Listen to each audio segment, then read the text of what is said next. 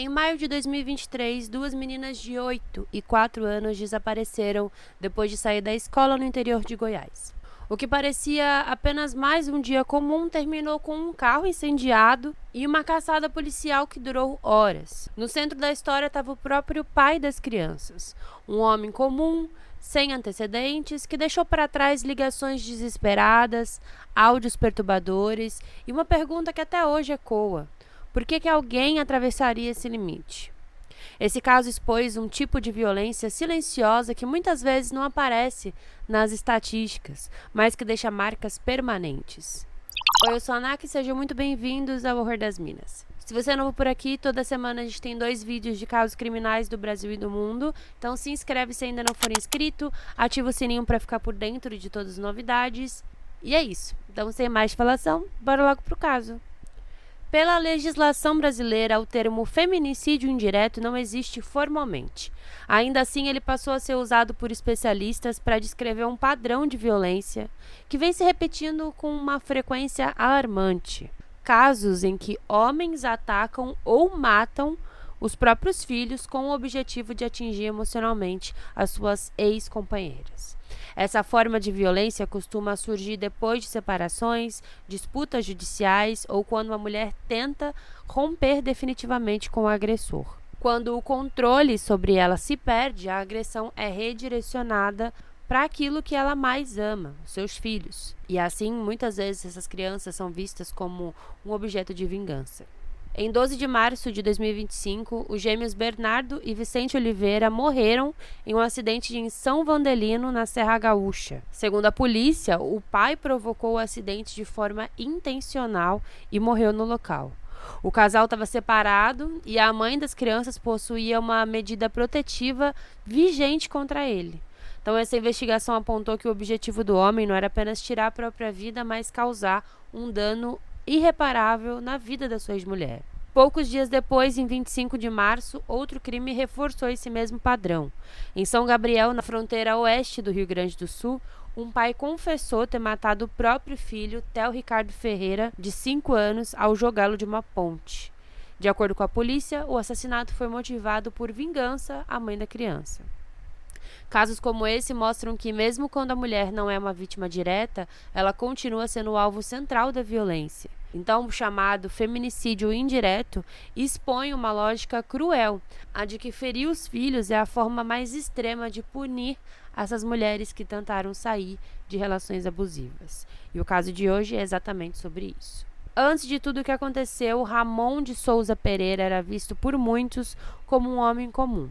Ele trabalhava como motorista de aplicativo em Goiás e vivia parte dos seus dias atrás das ruas, serviços e do volante. Ele era conhecido no seu círculo como alguém dedicado ao trabalho, aparentemente responsável e presente na rotina da família, pelo menos na superfície.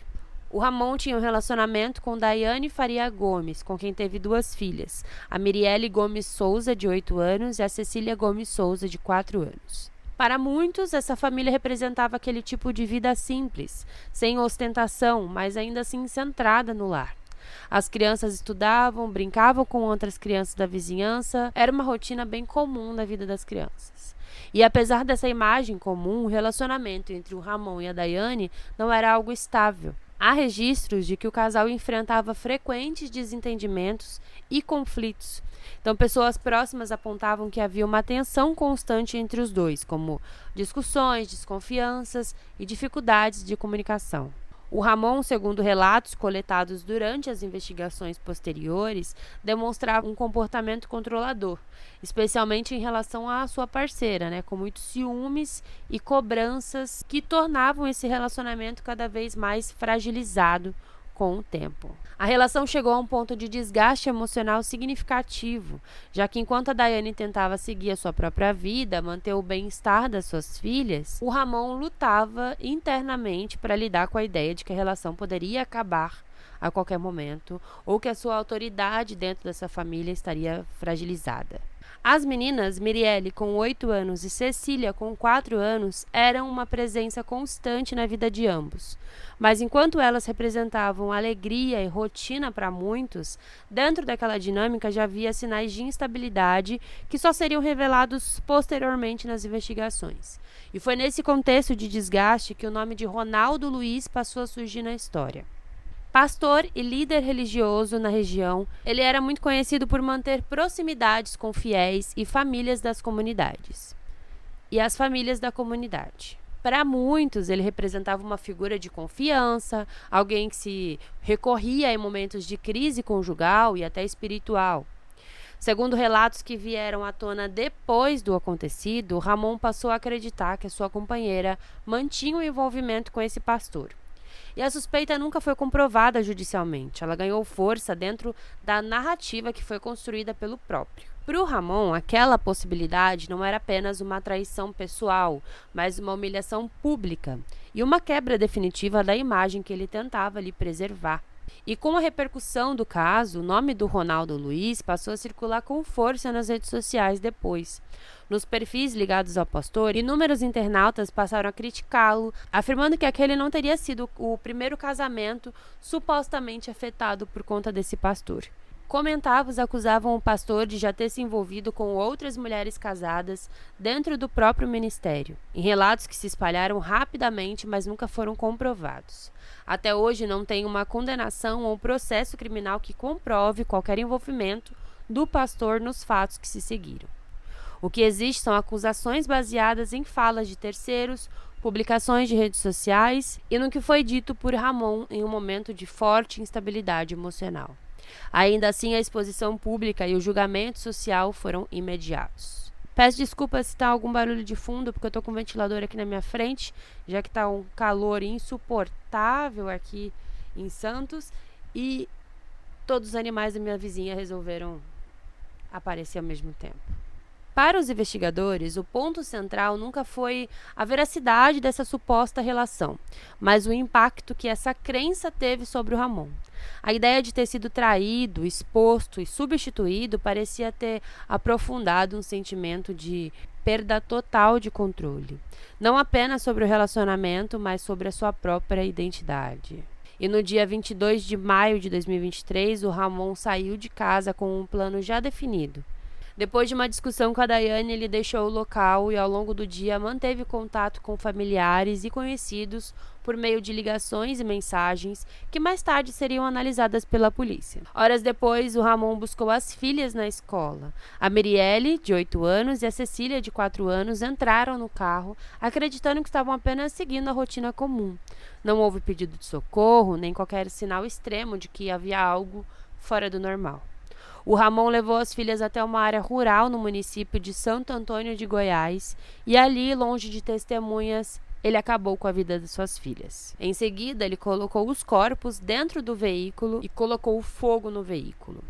E foi por volta das 20 horas que o fazendeiro Edmiro Batista de Oliveira que percebeu algo fora do normal numa estrada na zona rural. Um carro estava parado e ainda estava em chamas, e quando ele se aproximou, ele ligou imediatamente para a polícia.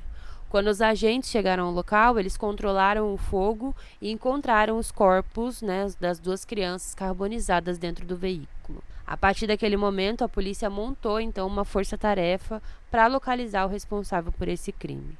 Antes de ser localizado, Ramon fez ligações para os familiares e em uma delas, uma das crianças, enquanto estava viva, chegou a pedir por ajuda, em um áudio que se tornaria uma das provas mais perturbadoras desse caso. O Ramon ele foi encontrado no dia seguinte, no dia 23 de maio, escondido em uma mata próxima ao local.